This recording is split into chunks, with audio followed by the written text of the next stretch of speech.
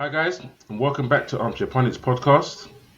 This week it's a bit of a shorter show again, and a bit of a mixed show. Obviously, we've had the Carabao Cup final yesterday, so we'll talk a bit on that, and then we'll focus on the other top teams in the Premier League this weekend. So, without any further ado, you've heard from me already on if you've been following and watching the other podcasts. So we'll start with Leon's view on the Chelsea-Liverpool game. So, how did you find it, Leon? I thought it was a very engaging game. Considering it was 0-0 for so long, it didn't really make sense because some of the chances that weren't taken and obviously both teams hitting the woodwork. It was one of those games again between Liverpool and Chelsea where I think you could see that both teams really went for it. And I think again from Chelsea, their lack of finishing chances seems to be the problem. There's been a lot of negative reports about the fact that they failed against very much an inexperienced, what ended up being an inexperienced Liverpool team finishing the game with obviously Chelsea's all the money they spent on players, but in all fairness, it's been the same thing for them all season. They've missed chances, big chances, and not taken them. And credit has to be given to Liverpool in general, the players, suffering so many injuries before the game. Obviously, Chelsea have also got quite a long injury list, but Liverpool's is ridiculous. And then getting another injury during the game for Gravenberch is just adding to their list. But missing their talisman Salah going forward, and Nunez and Jota, it was for me, Chelsea should have seen this as a big opportunity to win the game and get their first trophy in, I think it's 6 attempts or whatever in domestic trophies anyway. But no, credit has to go to Liverpool for pulling it out of the bag. Van Dijk leading his in what ended up being his younger troops till the finish line with a great header at the end. But I just felt it was a game where I think either team could have won it. Really, either team could have won it. But I think Liverpool, just from the adversity that they had, and obviously those inexperienced players coming into the fold, even though Chelsea had a younger team, average age wise, they've had a lot more experience in their team, and they couldn't pull through. So credit where credit's due. A win for Liverpool, and they continue their quest for a different type of version of a quadruple. So we'll see what happens. Now, for me, it was interesting because obviously, being at the game, you don't see everything. You don't see replays. You don't hear commentary, so you're not skewed by different types of analysis. And that's better. To me, it's better sometimes. The lack of replay is not, but the perspective of punditry, as you know, it can be very biased. And there's been a few comments about that, the commentary during that game. So from your perspective, what was your overall, feelings about the game? First thing was just fuming at the referee because it just seemed like he did not want to book a Chelsea player. And when you play football sometimes, when people aren't at your level, we've had it on Saturdays. When people aren't on Sunday football, when they're not at your level, they try and kick you instead because they can't handle your football. And there were times where Chelsea's players, and mainly Caicedo, were just going after players because it wasn't going their way. I mean, I don't understand how there wasn't for me, you may see it differently. I don't see how, at least the booking, but I think Caicedo should have been given a red card for the tackle on Gravenberch because his foot is fully on his ankle. It's a reckless challenge. We've seen him given. Yeah, we've seen him given. We've seen worse. Don't need to harp on it about it, but I'm sorry that's worse than what Curtis Jones did in the Tottenham game earlier in the season. Yes, things have changed since then, and rules have been slightly fixed, you could say. But Caicedo, you said earlier that one injury. No, Caicedo also injured. What do you call it as well? Endo. So at the end of that game, but he stayed on the pitch. He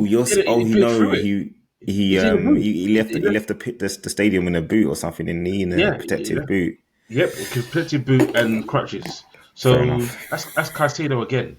First half, he didn't want to book them, and Klopp said it in his post match. The referee just wasn't up to the standard for both games. Then second half, it's almost like he's wanted to book us for everything. Is And, Chris Kavanagh, wasn't it? yeah, it's Chris Kavanagh. I mean, Yeah, he's known for yeah, he's inconsistent at the best of yeah, times. There's man, times where you feel like he's shied away from making real decisions in general, and yeah. I think this type of game. I mean, I'll be honest. Like, we've I seen don't know how why. I Chelsea don't know why I'm play. doing. They leave their foot in. They leave Yeah, their foot in, bro. Like I've seen it firsthand live as well, but him and they get away with Fernandez it. as well. Caicedo and Fernandez do it, and Gallagher does it a lot as well. Gallagher does it. He's always, and he gets away with it. It's Hmm. sorry, ref, or whatever. But other than that, he just moans. To be fair, and he gets away with it. So, in that respect, the whole crowd was just going mad at the referee because we felt like we weren't getting anything. And then obviously we were on top for a spell, and it felt good. I mean, the goal that they scored set us back, but it was offside. It was clearly offside, so Hmm. we'll calm with that. But I said, watching it back, I think on the day, I said I thought Endo did okay. Watching back, he did more than okay. I mean, the amount of work Endo got through in that midfield. People were Um, saying that he bossed both he Fernandez did. and Caicedo realistically. He bullied them off the ball. There was a clip that I saw where he just pushed. Maybe that's why Caicedo tripping went in for him later on in the game. He's pushing off the ball, running through midfield. Yeah, I My saw that. only issue I have with him that I saw live, which I haven't really noticed watching him normally, he doesn't know what he wants to do before he gets the ball. Hmm. I don't think he scans He's enough. reactive. He's reactive. Yeah, So he he's gets the often ball having and he can to touch. do something quickly to get out of a Yeah, situation where he hasn't thought ahead. Oh, once I exactly. get it, I already know where these guys are, so I can, maneuver the thing. And But you're good. I mean, in all honesty, though, that's That's probably why the he's a weakest mid. part of his. Yeah, Yes, he's a yeah, proper DM, like a yeah. DM. He's like, I win the ball back and I give it Give it. to the better players to do their thing. But because it's weird because you can see he can pass through the lines, but it's just that I think I've said it before. It's He's a confidence. mid table. No, I think he's a mid table DM.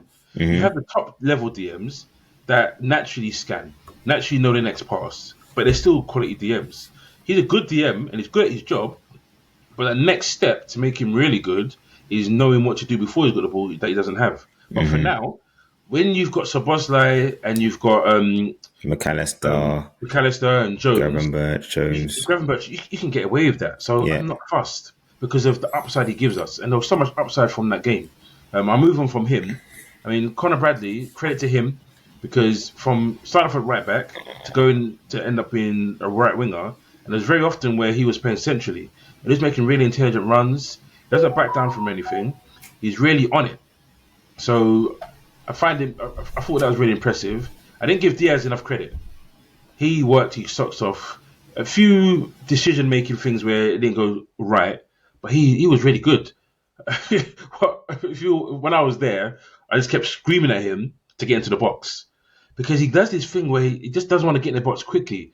We all know, get in the box, they can't tackle you, or you can get a free kick. Sorry, you can get a penalty or get something, and it's only later on he started getting into the box and then making it harder for them. And if he had done that, because I rate Gusto. It was funny because we were saying, yeah, Gusto's really good, and then the first 4 times he got the ball, he rolled down to his foot, and it was like, ah, man, to put stuff in it. It's pressure, But man, pressure. But yeah, to be honest with you, both defenses played really, really well. I yeah, think Axel Disasi and Colwill have actually been a really, really good partnership. And, they were unlucky to concede late against Man City. And they've obviously conceded late in this game. But in mm, general, I thought that partnership's been good. Obviously, Van Dijk and Kanate were amazing as per for Liverpool. But, it wasn't like the both teams didn't have chances, man. Both teams had yeah. chances. But you look So at expected goals. Chelsea had 2.28, and we had 1.78.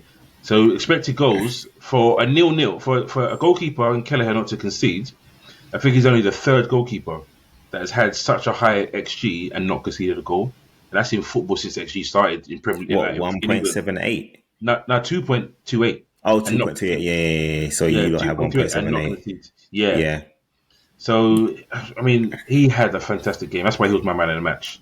He was so Yeah, good. to be fair, one thing that you have to say is that you didn't feel like you missed Allison. Obviously, Nah, going forward, you felt like you were missing your go to guys being Salah yeah, the and attackers. Yeah, Jota in attack, but it didn't really feel like you were missing anything because Kelleher done so well, and we've seen it in the past with him. You know, there was a couple of games that he didn't have the great games, confidence. yeah, Yeah, in the Premier League, but you know, in a final, all you can ask for is your goalkeeper to try to make the right decisions. And there was a couple of times. I mean, the one-on-one that I think Gallagher. was it Gallagher? Yeah, it was It Gallagher. was Yeah, it Gallagher. was Gallagher. Where he spread Yeah, himself like bro, Allison. that was Allison and Neuer, Yeah, bruv. That was yeah, literally what he did was what both of those keepers do. And I was really, really impressed with how quickly he got out, but he forced Gallagher to make a decision. And yeah, that's what you want as a goalkeeper. You want to force the striker to do something that they wouldn't necessarily want to do or have time to think about changing. So for me, yeah, he was brilliant. I thought Harvey Elliott was really, really yeah, good as well. yeah. He was. Like composed on the ball. He just, I mean, in your midfield is going to be a problem for a number of years because they're all young and It was literally so good. like the fact that you've got youngsters that are potentially going to be given a chance as well. Their future does look bright. But yeah, I just felt again from a Liverpool's perspective, it's a brilliant win. Obviously, with Klopp leaving it in the end of the season, if I was the bloody board, I'd be doing the utmost to try and get him to stay He or took just take a year sabbatical. off. Take a year Yeah. off. Look, man, go on manager holiday. FM manager holiday. We'll handle things for 1 year. If it's bad, it's bad. But just come back. But no, man. For me, it's another loss for Poch.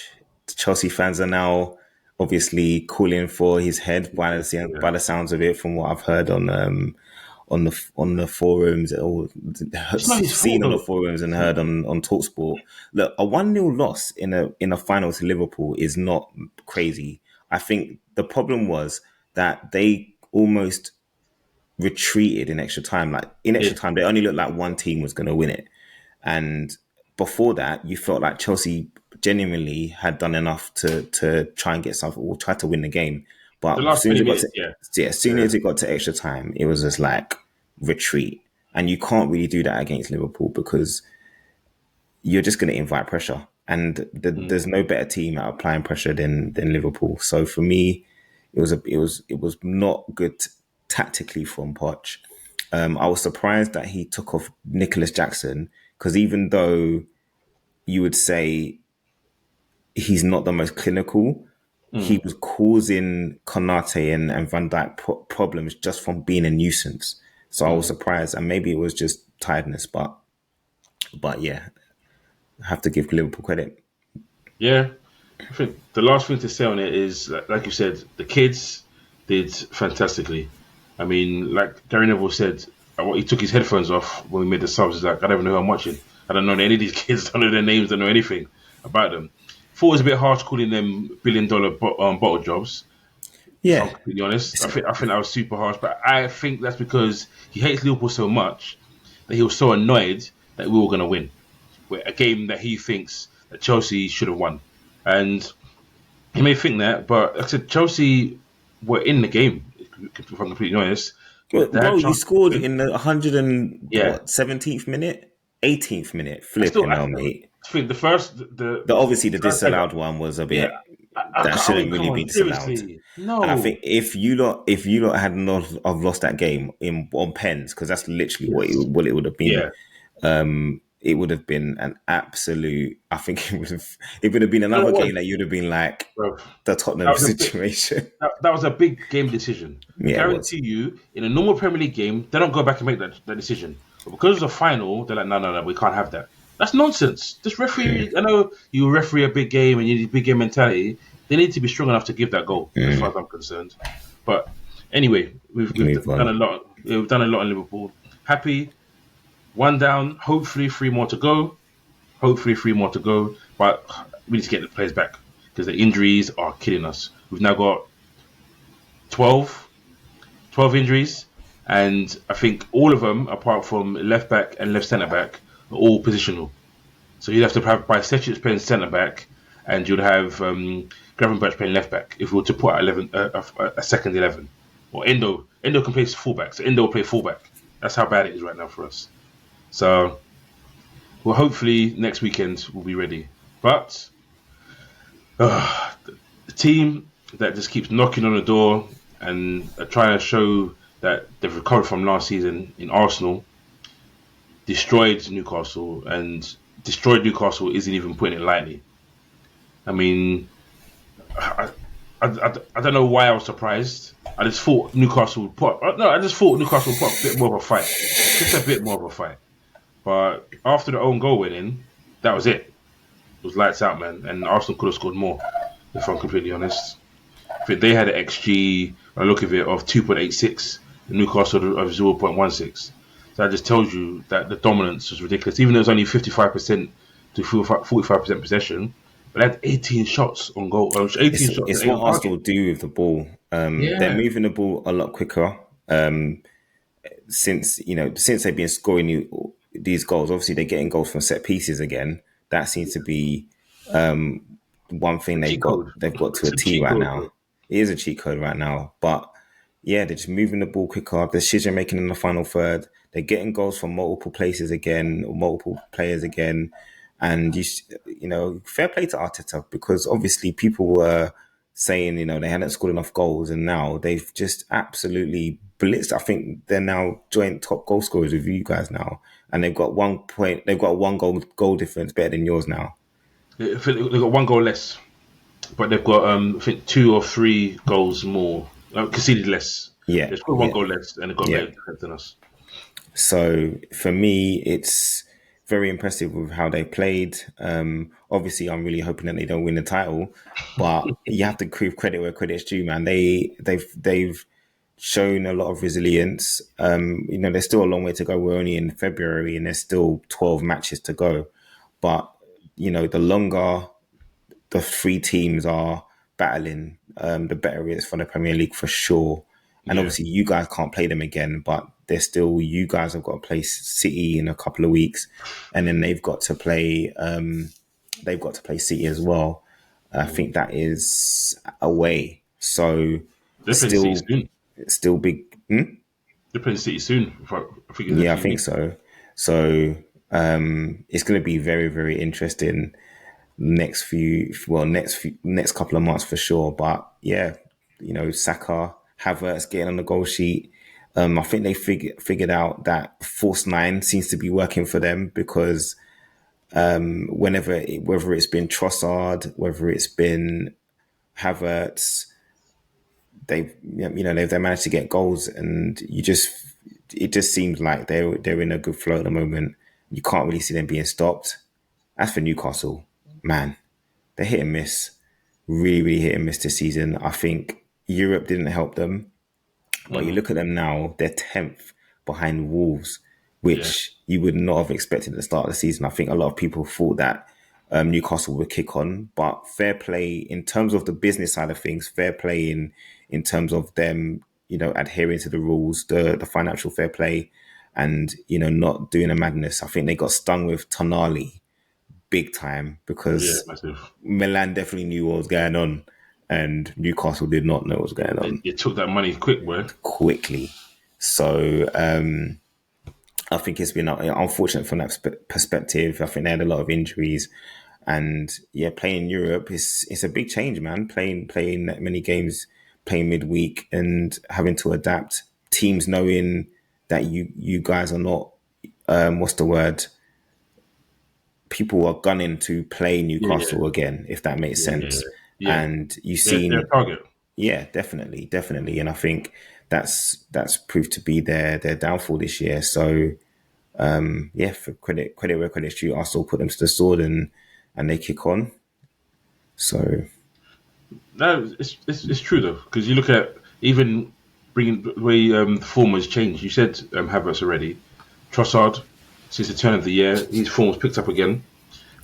He's come on. Saka. I said he looked so jaded earlier, and that rest. Now you've got the whole debate of world class or not. Don't really need to have that debate. Just let him do what he's doing, and where he'll end up is where he'll end up. But Mm-hmm. he's just doing big things right now, scoring every game, not really assisting as much, but he's just being a threat, and he's changing his game up. And you got to give Arteta credit because in that game, I think they surprised Newcastle because Martinelli is very often stuck out wide, just stays wide, runs down the wing, and then cuts in. But he was moving across the pitch this game. And I think that's how they got I think the second goal, Havertz's goal. You don't Mm-hmm. really see him going from left and right and then crossing it from the right wing, Mm-hmm. and it threw them. And you've got to give credit to Arteta because he's changing the way things are running with him, and that's what you have to do. He's evolving as a manager. Mm-hmm. So it's worrying in a way that with Klopp leaving, is he the next? He's next man up essentially. We don't know what the next Liverpool manager will do. Poch doesn't look like he's going to be the guy to step up, and obviously with you guys, it could be you guys. So, but right now, as third choice, obviously not to step ahead of Arteta, but as challengers in that regard. But he's doing really well. I mean, their goal scoring is not stopping, and at some point, I think when I looked at it, they don't play Newcastle, Man City until the 31st of March.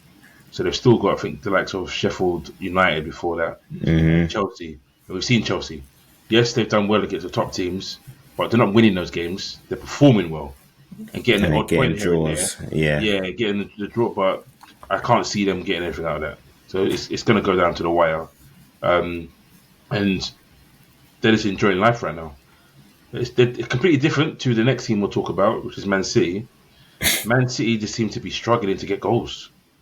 I Yeah. mean, Haaland, what do you think's wrong? If anything is wrong, is it just that he's not scoring the goals, or is it just like he's just not there yet?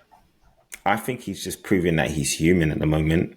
You got to think about it. The record that he had last season is It's ridiculous. it's ridiculous. He scored 50 goals. He scored more goals than he played games. So, end of the day, how often does that happen in the top leagues in any league in Europe? It doesn't happen. It doesn't happen often. So, what he did last season was crazy. And if you look at his actual goals to games ratio this season, it's still crazy when you Mm, think about it. He was injured pretty much for a good 5-6 weeks, and no one overtook him in the scoring charts. mm. Salah was the closest, and then as soon as Haaland came back, he then increased the lead again. So But to be to fair, Salah me, was in African nations and injured. yeah, Or was he? Or I was he know, but out? I'm just saying. Got End back of my the guy. day, man was out, and still no one caught him. I Yeah, think Salah true. got to the same goals, and then as soon as Haaland came Mm, back, it was gone again. But um, yeah, he's just rusty, and it happens. But as Pep said, like, you talk about him negatively at your peril because he yeah. is the type of guy that loves to prove people wrong. And it's Mm. not often that he gets a lot of, hate. Criticism. But if you remember Charity Shield when they played Liverpool last season, same thing, missed chances, people are like, he's this, that, and the other. And then he goes and bangs goals all season. So for me, I think it's just a little bit of rust. He'll get the goals again. I think I think we've said it about Pep not making many changes, which is really, really strange. They've got options on the bench, and he doesn't seem to make changes. He trusts the guys that he starts with, but at the Mm. same time, you've seen when he has made change, like Newcastle game when he brought on De Bruyne and Oscar Bob, how quickly the game's changed. When he's brought on Doku, how quickly he's been able to have an impact on certain games. But yeah, I think they're going through this period where they're just grinding out wins, and every Yeah. team's done it. All of you have done it already this season, where you've not necessarily played great, but you've found ways to win, and that is a sign of a top team that's challenging for the league. So now's their moment of just grinding out wins, and I'm sure soon enough they'll start banging them in again. Yeah. Foden, credit to him again. He stepped up. De Bruyne only played like 6 minutes, but because Messing they up my didn't need dream him. team Yeah, again. they didn't need him because Foden's playing so well. Yeah, And Foden's been excellent this season, especially in the absence. Him, Bernardo Silva, and Mhm. Doku have been really they really stepped up this year. So I Yeah, have to give credit where credit's due, especially the fact that they've managed to stay in the title hunt this whole time. yeah. Right, on to the last game that we'll talk about, which is Man United losing to Fulham at home. I was so happy about this win, where Of course, they were right on your tail. mate, Man, you were putting the pressure on, and we didn't handle pressure very well. Even though it's fifth, not even fourth. But yeah, Fulham, man, Fulham they've been playing good football all season. To be Yeah, honest with you, just not getting you've seen results. it at Anfield. Mhm. Fulham are not a team that just sits back and hopes that they'll get something out of the game. They try to go and play football and go to win it. Marco Silva again doing a really good job, but getting a win at Old Trafford, I don't know if they've done that in a long. I don't know No, how long it is, I but think it was the 60th. Something like that. yeah, something mad like that. And the football they played, the goals they scored. I mean, of all the people, the most non-clinical person you could think of with an Mhm. absolute quality near post finish to win the game late on as well. Really impressed with Iwobi and the finish. Obviously, Adama Traore played a big part in that Question with for you: his gone. you're on a yellow card. You're McTominay. Do you take the red, or do you hope that because he's now admitted he did. The reason why he didn't foul him is because he didn't want to get sent off and then miss the next game. But apparently he's now said that he probably should have just fouled him. And then if it's a red, it's a red. Do you think he should have taken him out? Because I say this, he wasn't on a yellow card, but McConnell for us, he did it in the final. It was late, and he just dragged man down the pitch. It was like you're not going anywhere. Yeah, but he But did it in the yeah, final, right? So yeah, that's yeah. different. To me, I probably wouldn't have taken a second yellow in this instance because, as much as obviously Adama driving forward is pretty scary as Mm, as a defending team to see him moving towards the ball. Normally with him, his decision making is terrible, but yeah. he made the right decision, and so I probably wouldn't have fouled him there either. And knowing, I mean, Tominay is playing for his place right now as well. Mm. So he's probably thinking if I Again, foul him, get sent off, I'm going to be out of the team for a game. Casemiro's come back, and I might lose my spot. Whatever, he might be thinking that as well. But at one point, saving a point, or I don't know. I don't know. I don't think it would have gained much. I think obviously the result looks terrible because they lost at home to Fulham, but they didn't play well. They didn't play well in the game. Fulham pretty much deserved the victory, and for Man United, it's another kind of bump in the road for them because it looked like they were on the road to making a real challenge for the top four, and they just capitulated really against Fulham when you think about it. yeah, because it was a high shot volume game. Because you look at it, both were expected goals just over 172 to Fulham's 120. Shots, Man United 21 shots. Um, to face 17 shots and 5 on target from that was Fulham's numbers. Man United had 9 on target, but it's the big chances. Anana does well. He doesn't get as much credit as he should. I don't think he makes some really good saves, and I think it's a lot of the mistakes he made early in the season that have taken the shine of what he's done later on throughout the season. But I just like you said, Fulham, you got to give them credit because they've had a lot of games where they just seem to be in it, and then someone makes a mistake, or they get a wrong decision that Marco Silva often says goes against them, and they end up losing a game from a position where you think, how did they lose that game? Um, so yeah, I thought it was a really good game, if I'm completely honest, and obviously it was a happy result because obviously never want to see Man United win a game. So that's the way it is. But it's always good to see good performances. But apart from that, It's been a good weekend in For general. you, very good. Well, for you, realistically, you didn't Yeah, play and you that, didn't really lose much. so I had nothing to lose, so it was actually quite nice. I felt free that I couldn't be disappointed. We needed that week break so the team can get themselves sorted out for the game this weekend. I think they're away this weekend. Yeah, I think you are actually. Let's have I a think look. we're away to Villa. Is it Villa? Ooh, if you're away to Villa, that's a good game. I'm sure we're away to Villa.